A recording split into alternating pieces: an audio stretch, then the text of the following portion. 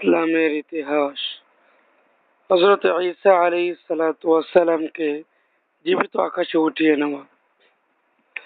হযরত ঈসা আলাইহিস সালাম বনী ইসরাঈলদের সংশোধনের জন্য শহরে শহরে গ্রামে গ্রামে ঘুরে আল্লাহর দ্বীন প্রচার করার চেষ্টা শুরু করলেন। তার এই দাওয়াতের ফলে মুহাব্বত ও শ্রদ্ধাবোধ দিনের পর দিন বাড়তে লাগলো। ইহুদি জাতি এই দাওয়াত ও খ্যাতিকে নিজেদের জন্য বড় বিপদ মনে করলো।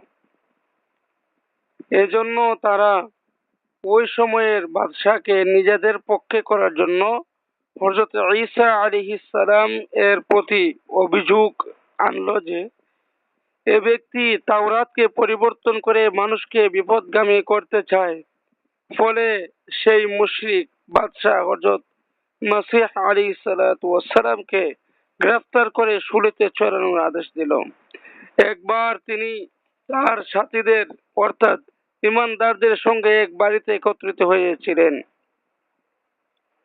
সেই সময় হত্যা করার উদ্দেশ্যে ইহুদিরা সেই বাড়ি ঘেরাও করে ফেলল। সমস্ত সাথীরা নিজেদের প্রাণ বাঁচাতে পালিয়ে গেল।